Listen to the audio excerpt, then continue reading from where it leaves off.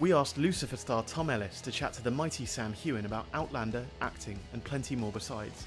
The pair are old friends and have a lot in common. They went to the same drama school, now lead two of the biggest shows on TV, and both have graced a square mile cover.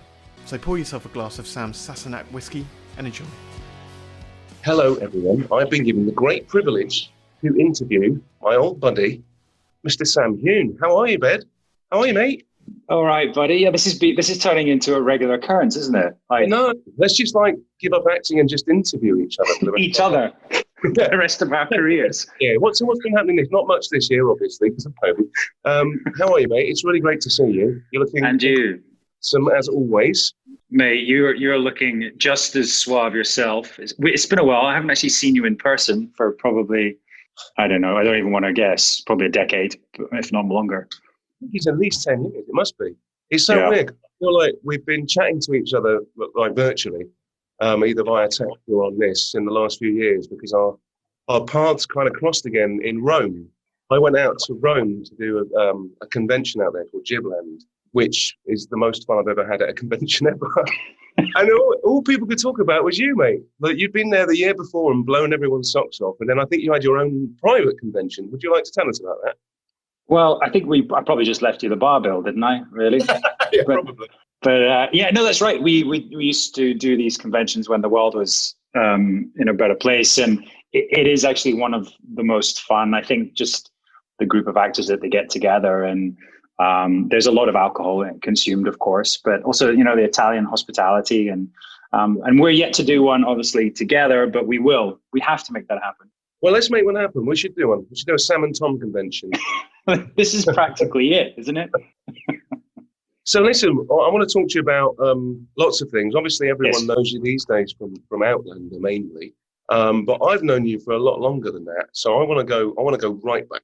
I want to go right back and talk about well, first off, where you're from and where you were born. I think it's quite apparent to people, but let's just get some specifics. Specifically, I am from the southwest of Scotland called New Galloway. I was born in a place called Balmaclellan, which is basically southwest. It's very rural. There's practically nothing there apart from sheep and the odd castle. I actually was born in the grounds of an old castle, derelict castle called Kenmure Castle, and it was pretty idyllic, I suppose, if you imagine like a Scottish child growing up, playing in the grounds of this castle. And I think probably that's where the love of maybe acting came from, kind of imagining being Robert the Bruce or King Arthur or whatever. How come you were in the grounds of the castle? Is that just where your folks were? What was the situation? Yeah. My mum we moved up there just before I was born, and she was working up there. And it's kind of a very creative area. And I never really knew this as a kid, but we were surrounded by these people that were craftsmen. My uncle is a craftsman. He makes a lot of things out of wicker, which we've used on Outlander and we used in other movies as well. He made the Wicker Man for the Wicker Man remake. Really? Which Graham McTavish, which is a segue to later, I believe was in. Unfortunately, he didn't get everything, by the way. That's not a surprise. Yeah. He's been in everything, exactly. Yeah. So so it's a very creative place. And then I think I moved to Edinburgh when I was 14, and sort of found myself eventually going to drama school in Glasgow. Did you always want to act when you were at school, when you were that age? I don't know about you, mate, but I was fascinated by it, but I didn't think I could do it. And I actually, when I was 16 and we get encouraged to go and do work experience, I went to the Traverse Theatre during the festival and worked as a stagehand.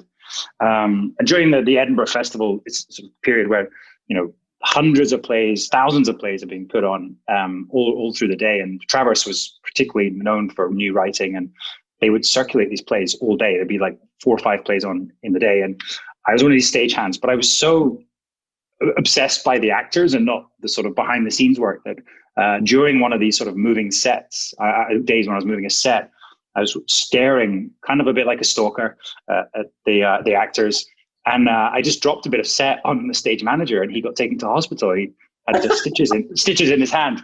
So I realized it wasn't really for me, and thought maybe I should go and try and pursue the other side of acting. Oh, cool, man. Well, that's really weird because one of my sort of early memories of you and being friends with you was you did a play at the Traverse. And I think you were probably still a drama student. Were you still at Royal Scottish Academy then? Yeah, I was. So Outlying Islands was the play. that's right. Yeah. I was in my second year at drama school, and they didn't really encourage, you to go off and get work. But I was very lucky, and we were doing a production of Romeo and Juliet, and this director came in and saw it and asked me to audition. And I was very lucky. I went to go and do Outlying Islands for a year and a half, and actually didn't really do much drama school after that. But it's a great way, as you know, like you learn on the job. Quite similar in that regard. You both then started working quite early into drama school. And your third year was kind of almost null and void of being a drama student because you were actually doing what you were training to do, which was amazing. Yeah, it is. And as you say, you learn when you're on the job, and it really gives you a great understanding of what the actual real world is like. And it was fantastic. We went to London with it. We went to the Royal Court. We went to Canada. And all over the UK, we did sort of a tour. So yeah, it was brilliant. I really enjoyed it.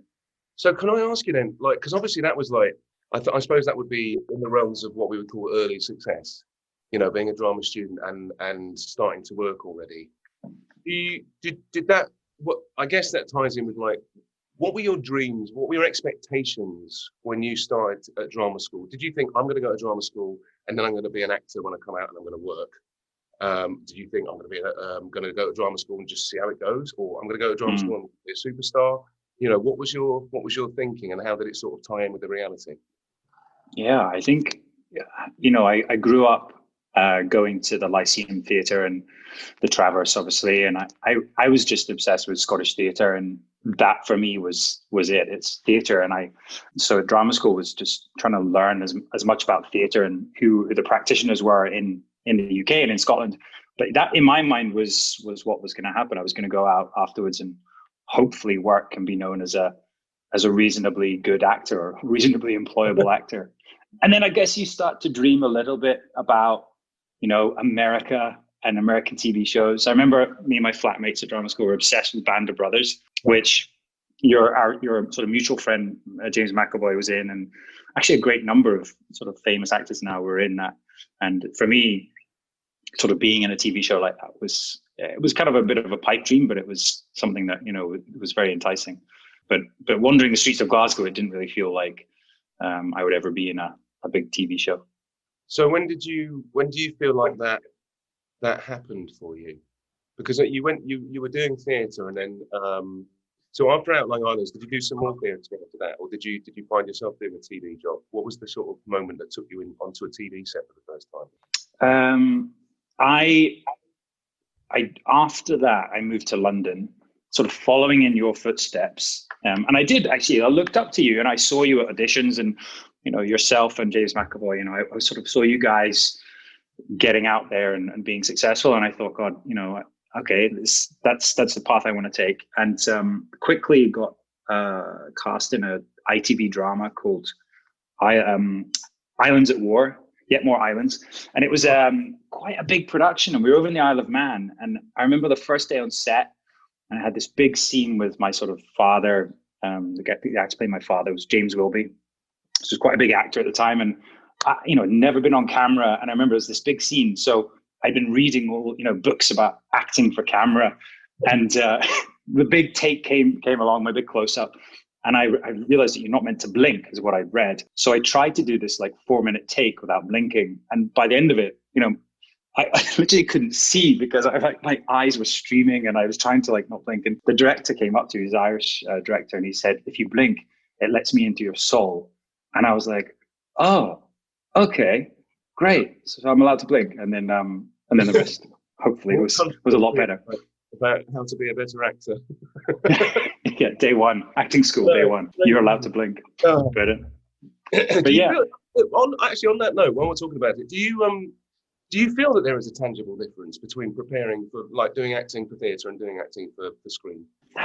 Dude, I think that's a good question. And I honestly don't know anymore because it's been so long since I've been on the stage. So I would love, like we've both been in our respective TV shows for a long time now. And I don't know about you, but I would love to do that challenge and go back on stage. I imagine it's probably not any dissimilar, though there is definitely a different technique, of course, but I think the process is still the same, right? Yeah, I agree. I think the process, I think the execution is different in terms of, like you said, technique of, you know, being smaller for camera and bigger for stage and all of those kind of weird things. But preparing the character and the thought process and all of that is the same. You just don't have the luxury of rehearsal, which is the thing that I really miss actually from theatre.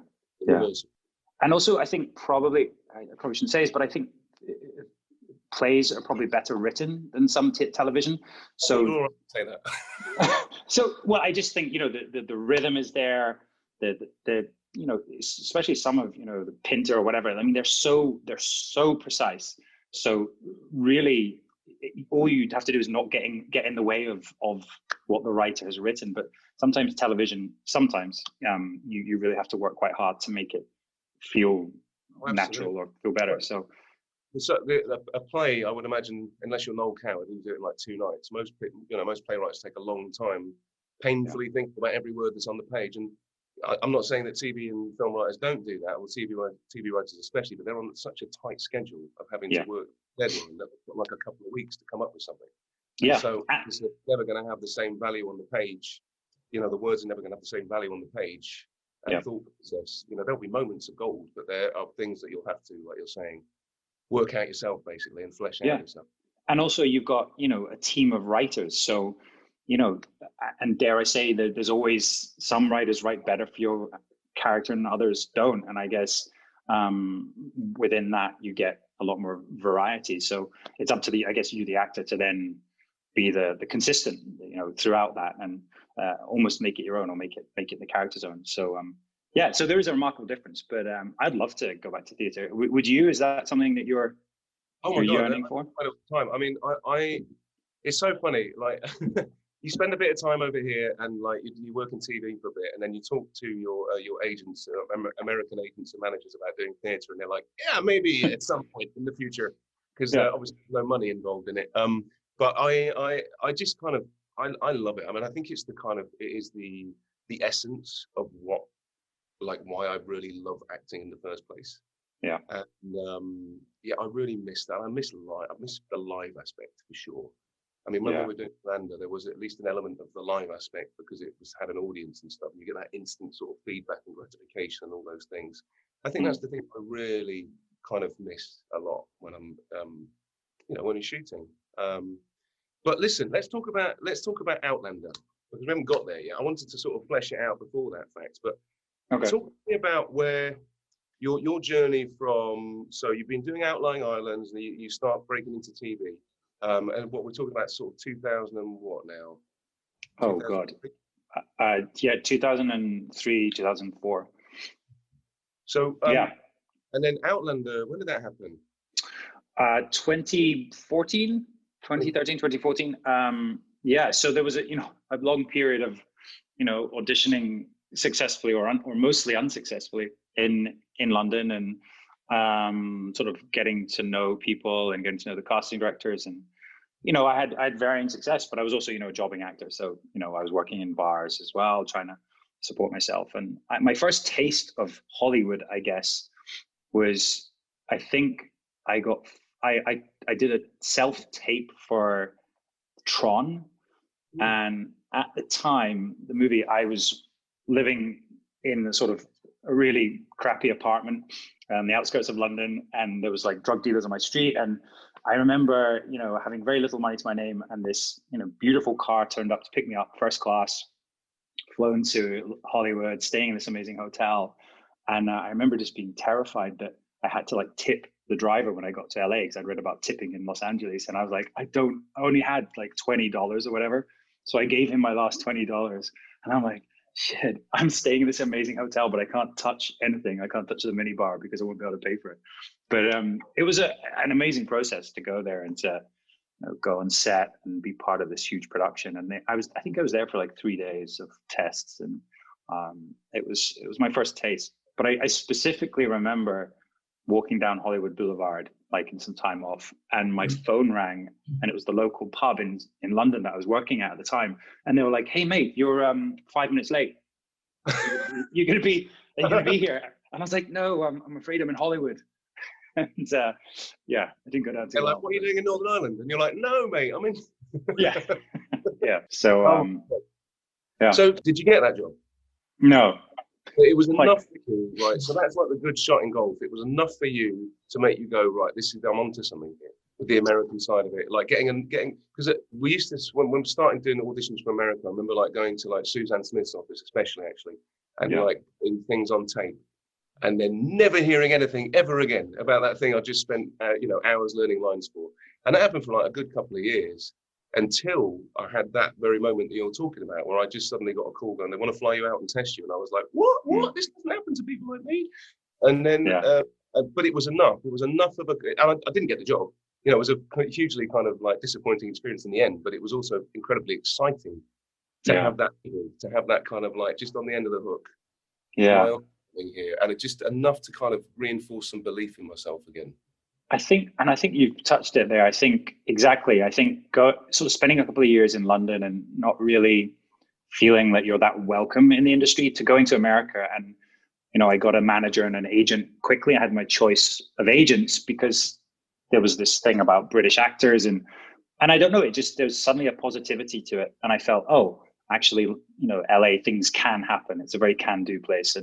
And so I did. I spent quite a bit of time there, sort of pilot seasons, and tried to get work. But it's interesting you mentioned Suzanne Smith, because she then obviously was the casting director who eventually did cast me in Outlander. And for years I'd been going to see her. And like yourself, she was quite intimidating, I think, at first. Yeah. And I remember she would always sort of be like, that was terrible, just do it again, but faster. And you're like, oh God, I'm so rubbish. And then suddenly, she cast me in Outlander, and everything changes. So, talk to me about this then. So Outlander obviously has changed your career. Is that fair to say? Yeah. Oh yeah. I mean, finally given the opportunity they needed to see Sam Heughan in the light he needed to be seen, which is, he's a fantastic actor, an incredibly beautiful man. And a ginger wig, yeah. And a ginger wig, and he looks great in a kilt. So when that job came up, did you? Because I want to ask you a question. Have you ever do you ever get like an audition and you think, oh, I think I've got a really good chance of getting this one. Like this one's for me. Did you think that? Yeah, I do. And I think, but it's so funny because it's always when you're auditioning, it's always the one you think you're so right for that you don't get. And then the one you think it went really badly, and then you get the call back and you're like, what is going on?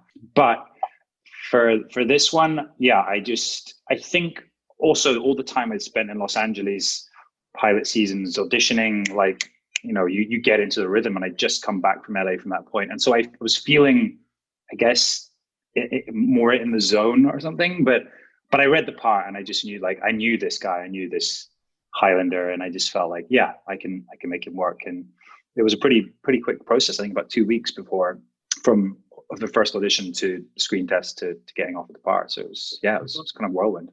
Actual chilled, mate, from this story. It is amazing, actually.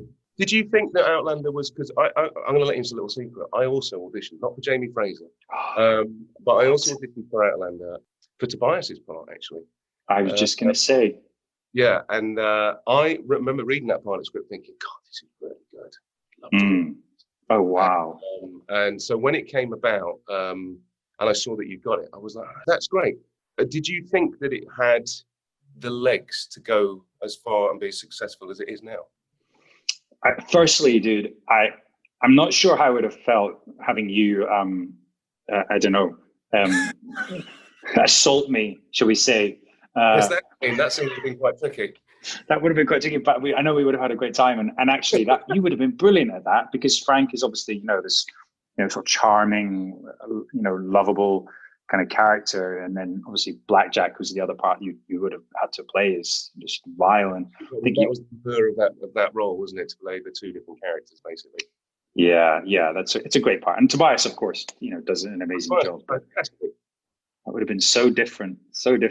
But yes, I never even imagined, I remember the first day being driven in by my driver, and we're talking, and he was like, how long do you think it's going to go for? And I was like, no, just, 2 years max, that'll be it. And, we're now into our eighth year, and we're still going. So what's the plan? Do you think, is this something you want to do for a long time, or do you know when this is finishing? Are you going to spill the beans and let us know? I think I do. I think I know what I can sort of see the direction it's going, and obviously everything has to come to an end.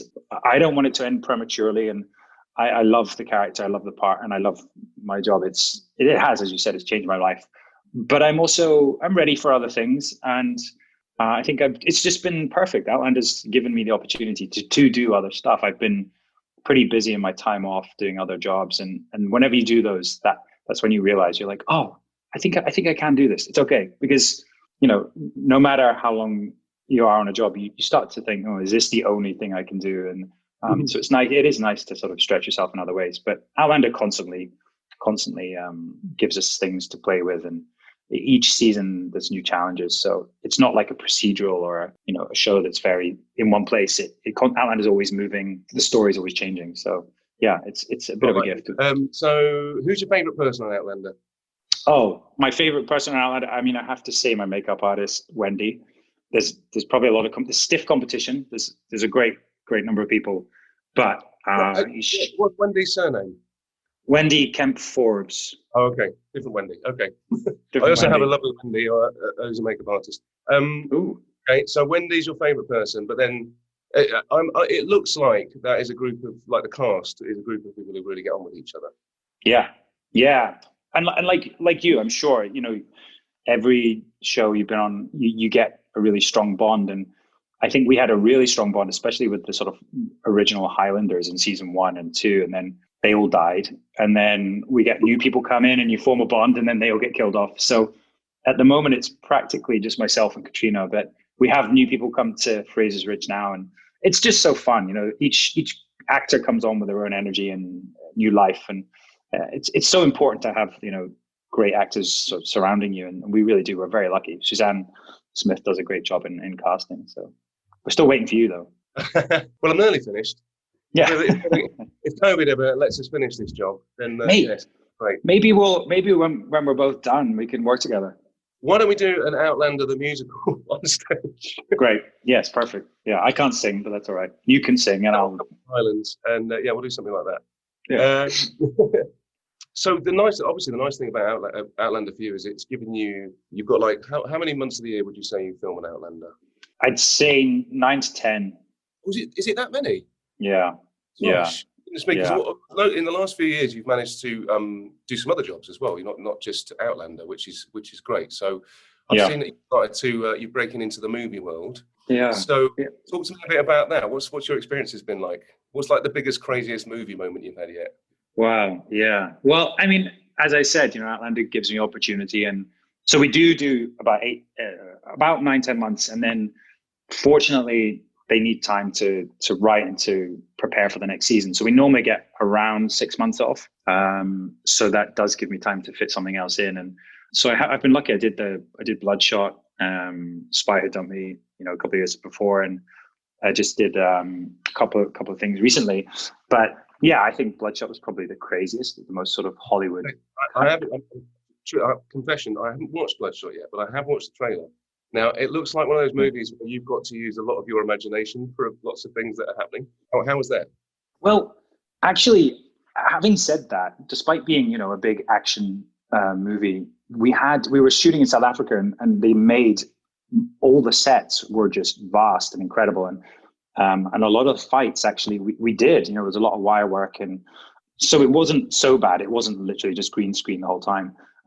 But yeah, I loved it. I play a bad guy, and I get to, to kick some ass and punch Vin Diesel in the face. So it's pretty awesome.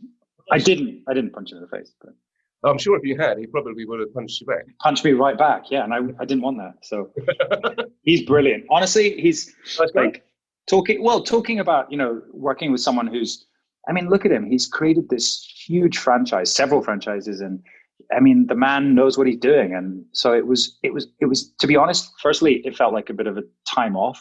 Like every movie I've done since Outlander feels easy by comparison to Outlander. But yeah, it was, well, just in the Outlander is so all consuming. We work in really difficult conditions, obviously outside a lot in Scotland, which at the moment, it's snow and ice and pretty cold and dark most of the time. And they're long days, really long days. And it's just such a big production. It's unwieldy. So when I go on to these other movies, it just feels easy because it's only 3 or 4 months and you're done, It's all this time. Why are we only shooting 3 pages? Yeah. What?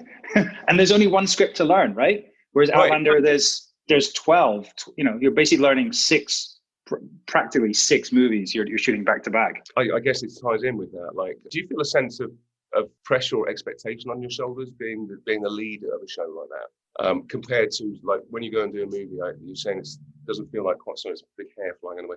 I wouldn't say it's as much responsibility, but not the same sense of pressure. It doesn't all land on your shoulders, so to speak. Yeah. I'm not sure how you feel, but I guess leading something is very, very different. Not just you're on set all day, every day, which actually sometimes is a blessing because it means you get in the rhythm and you get a shorthand with the crew very quickly, and you control the pace of things and the energy on set. So that can be very beneficial.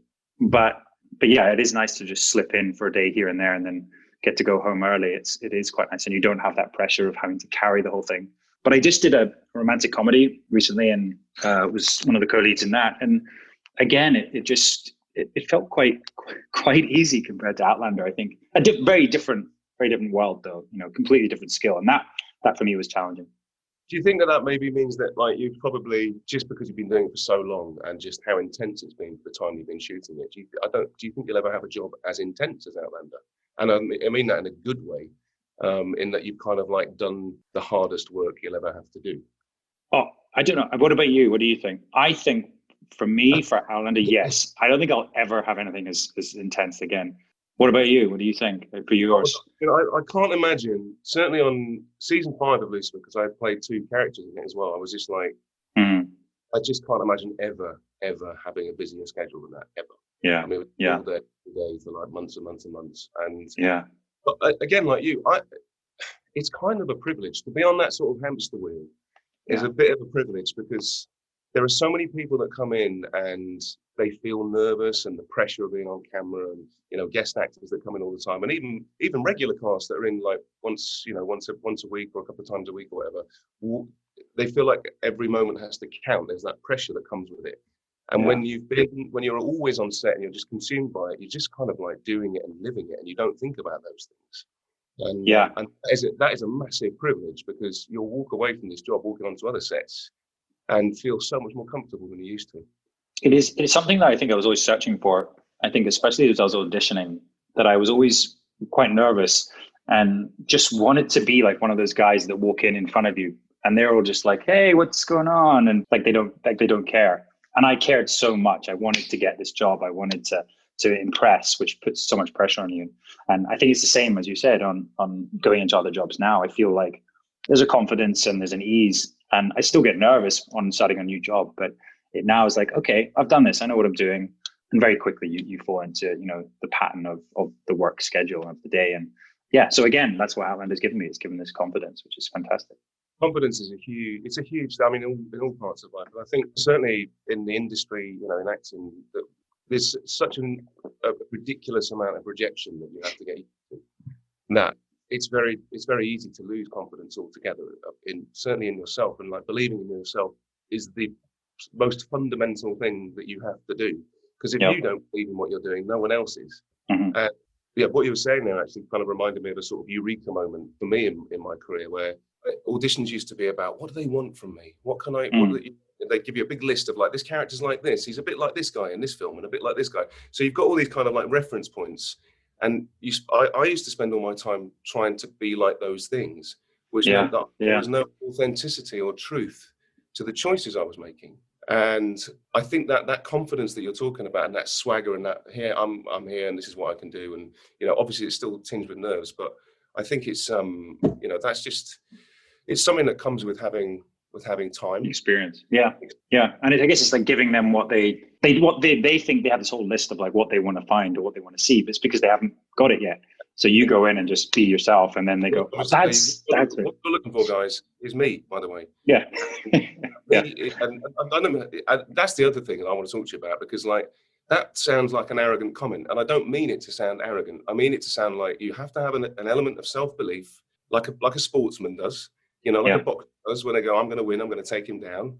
Because if they don't think that, then there's no chance. So you kind of have to have that belief, and that isn't a very British quality. Yeah, like, and actually, interestingly, I'd like to question you on that. Is also, it's not just obviously on set, but it's also something I was never used to or had never experienced, is kind of the celebrity of it, especially in America. You're expected also to appear on TV shows or talk shows, or be photographed outdoors and whatever. And with that you need a confidence. You need to be like, there needs to be an ownership of it. And for me, also, that was always slightly concerning, because I was used to, like, I didn't want the spotlight to be on me as the person. I wanted the spotlight to be on the work. And so therefore you get into this weird situation where you're kind of promoting yourself as an actor, but also the character. And yeah, it's just a new thing. I mean, you must have. It's a strange headspace, because like, I think that, culturally, we don't want to be seen ever as arrogant or big-headed, right? As British actors, you don't ever want to be seen as that. And, to talk yourself up and stuff, you don't want to do that either. But you want to kind of let your work do the talking.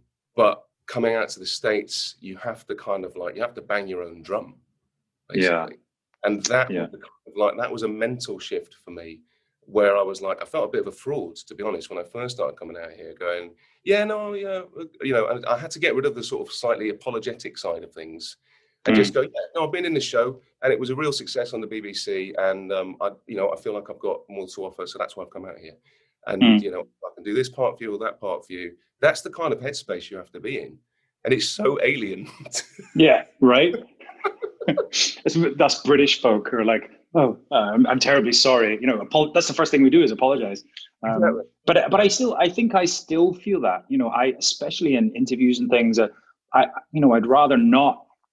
I'd rather sit back and like listen or watch, rather than be the one that sort of gets up in front and sort of starts to sort of, I don't know, talk about your merits or how good you've been in something. So it is a strange one, and I guess it's also like some people deal with it differently.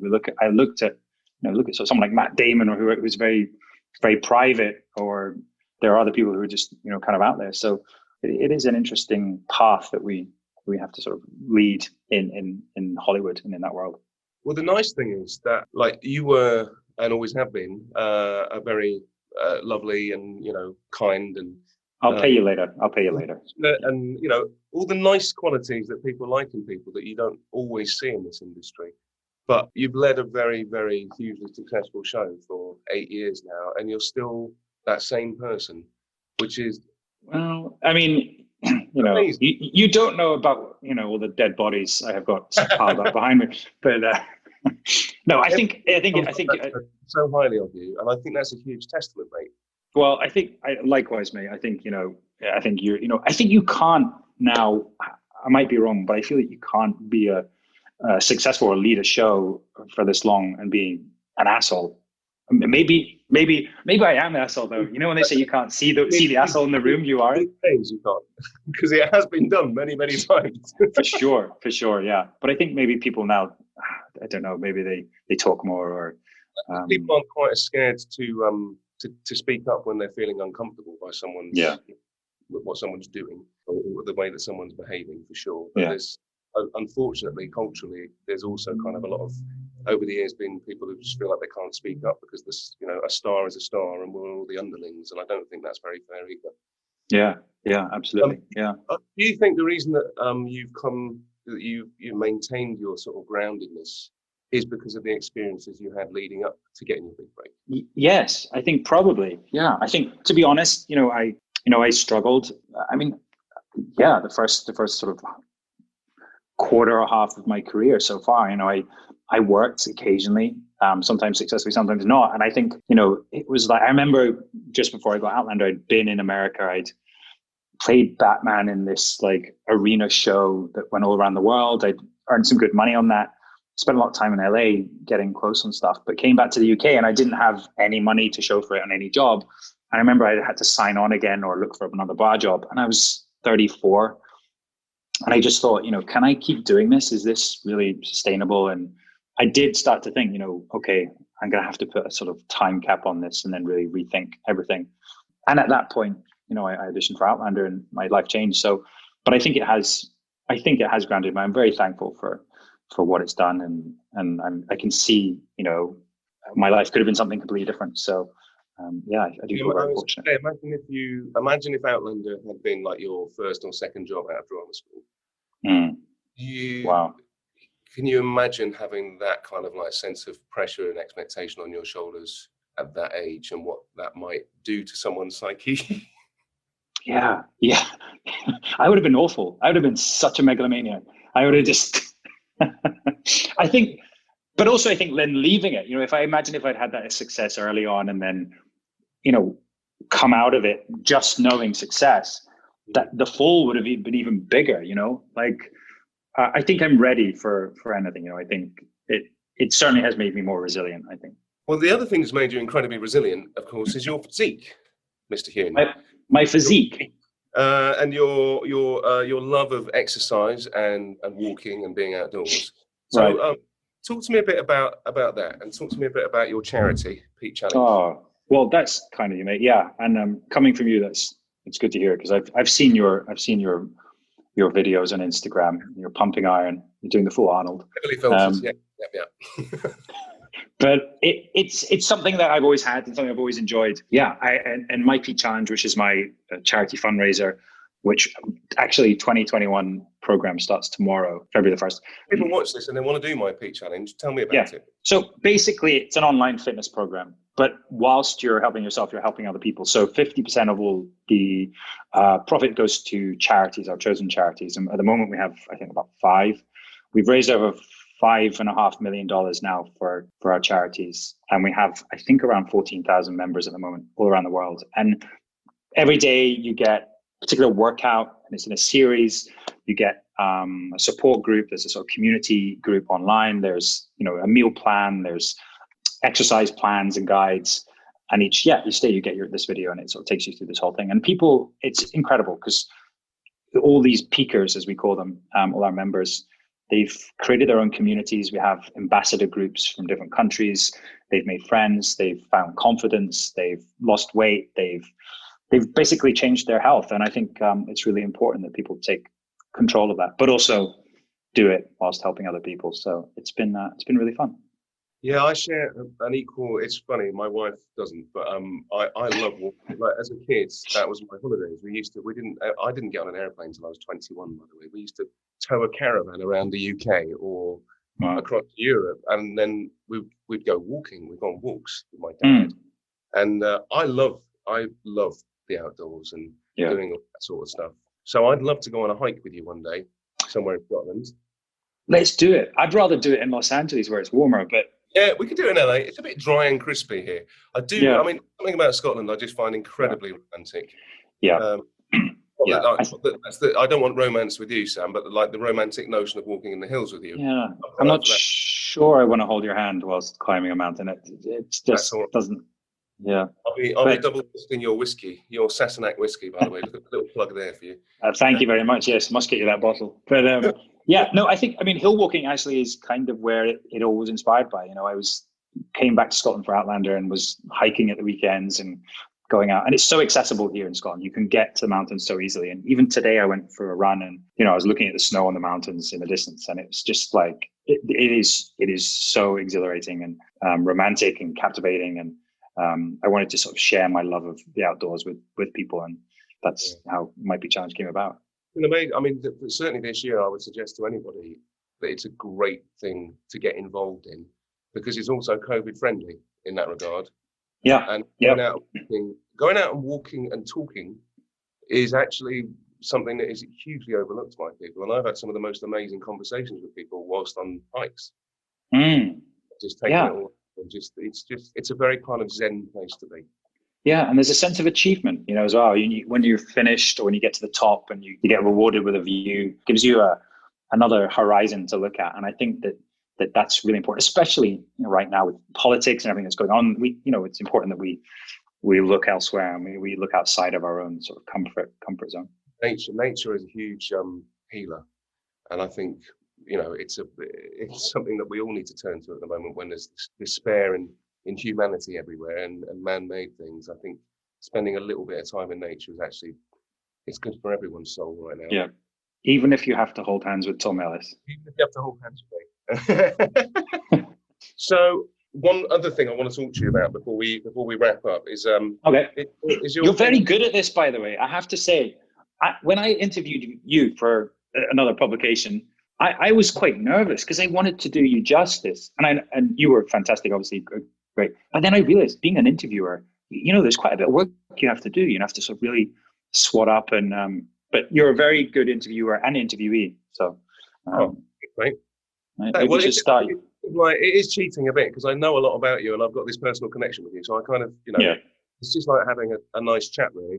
Another person I have a personal connection with is Segways. That's great for this sort of thing. Oh, that's good. Yeah, you're a pro.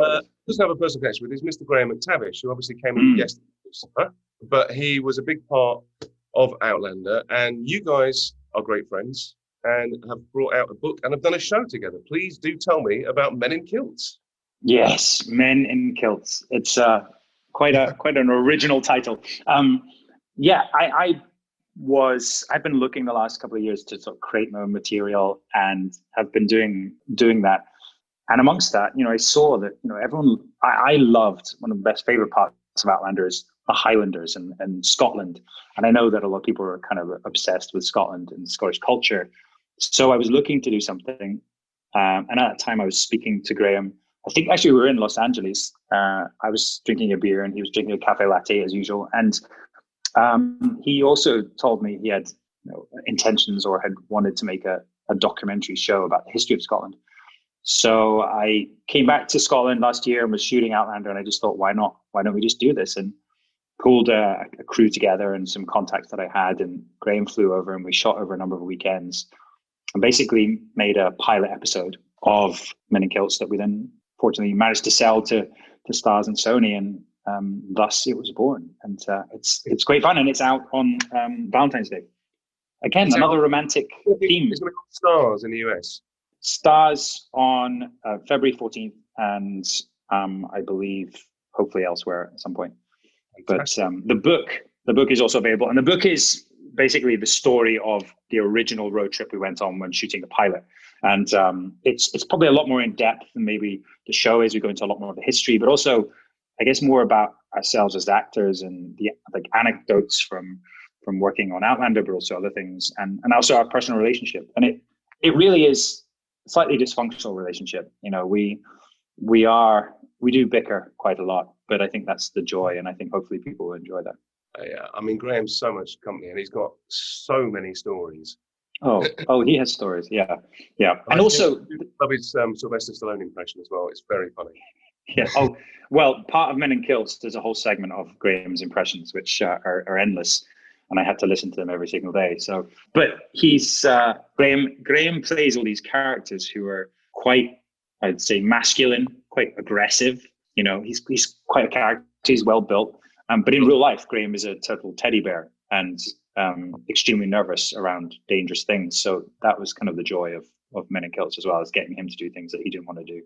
Oh, go on, give me one thing that he didn't. Is he like scared of heights and stuff like that? Oh yeah, he's terrified of heights. So I got him to abseil. He would refuse point blank to get in a kayak with me, despite trying to bribe him in every way. I got him on a tandem bicycle, but he complained about that incessantly. There's a number of other things. A kind of near-death experience on a motorbike, but we'll leave that for another time. Come with a rating, because I can think that Graham's language probably gets quite colourful when he's scared. Yes, yeah. We're actually in the edit. I was like, can we keep this? But apparently it's going to be aired at a certain time and on Star, so it's okay. But it's a lot of fun. Every episode features a different theme. So there's song and dance, there's food and drink, there's clans and tartans, there's natural beauty, and we're driving around Scotland in this camper van that I decked out with lots of kitsch Scottish memorabilia, and it's great fun, great banter. So what do you think it is about Scotland that people just like? I feel like there's I wouldn't say overly romanticised version, but I think there's a lot of people who've never been to Scotland who have this idea of what Scotland is. What do you think it is about Scotland that people are sort of drawn to? Yeah, you're totally right, mate. I think, firstly, and an Outlander, dare I say, it doesn't romanticize things, Outlander. In fact, sometimes it makes things blatantly obvious and quite clear how brutal it was. But there is still this romantic idea of Scotland and the Highlanders and, you know, Bonnie Prince Charlie and the Jacobite Rebellion. And I think, you know, what we dig into a little bit in Men in Kilts is also the truth about what actually really happened. But I think, to be honest, what it is about Scotland, the draw, is that it's so tangible that you can literally drive or walk anywhere around Scotland, and there's history is there. There's a castle, there's an ancient, ruin, or I don't know, a standing stone that hundreds of years ago people were living and had a life here. And I think you feel very, very close to the past here, and I think that's what's so the draw of Scotland. It is amazing, isn't it? I remember taking my American wife to Edinburgh for the first time, and not only was that her first time in Edinburgh, she's a huge Harry Potter fan.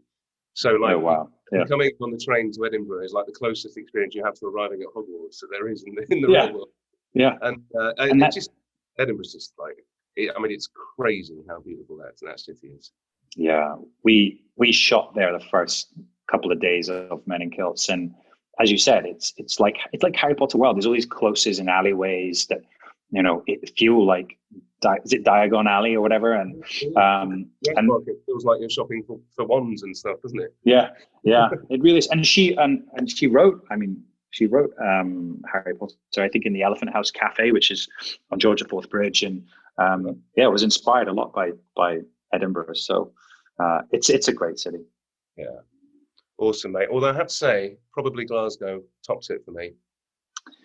I had three of the best years of my life in Glasgow. I absolutely love the city. Yeah, there's this for people outside that don't know, there's this I guess rivalry between Edinburgh and Glasgow, the two big cities in the Central Belt. And I'm an Edinburgher, I guess we call them. I'm from there. I lived there when I was a teenager. But having said that, I think I'm now a Ouija. I love Glasgow. I've lived here now almost 10 years, and it's just such a great city. And they like salt and vinegar on their chips, whereas Edinburgh like salt and sauce. And I don't know. I don't know if it's right. Sauce? What's that all about? No, I just don't know. Yeah, it's like a vinegar brown sauce mix that you get in the chip shops in Edinburgh. I don't know. It's either your thing or it's not. Is Trader Joe's still there? The bar we used to drink at around the corner from college. So the bar that used to be around the corner from our drama school, which is next to the Theatre Royal, the bar is still there. It's not called Trader Joe's, but it's something else. But I walked past there the other day and had this vivid recollection of one of my good friends at drama school.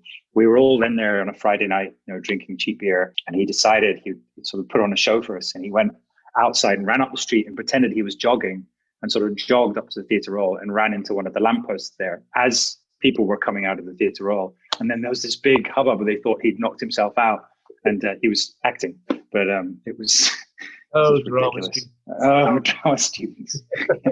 Ridiculous. Well, listen, it's been an absolute pleasure talking to you again. You too, mate. Yeah, absolutely. I'm hoping to be in the UK later this year. So, are you? Great. When do you guys wrap? Sometime this year. I hope. I'm sort of reluctant to say, because we're not even sort of really saying that we're working at the moment. It's been a long build up, and then also there's just the COVID thing at the moment is pretty intense right now. So anything can happen. So we're just trying to see if we can get through it. So you probably will be in the UK for most of this year. I'm here, and you're very welcome to come up, mate. It'd be great to see you finally in person. It'll be so nice. Well, once I'm isolated and done all that and I'm safe, I might take a little trip up to Scotland with the kids. Do that. We could go for a hike, and I won't hold your hand. And then, it'd be awesome. It'd be awesome to see you, mate. It'd be really cool. Yeah, man. It's been lovely.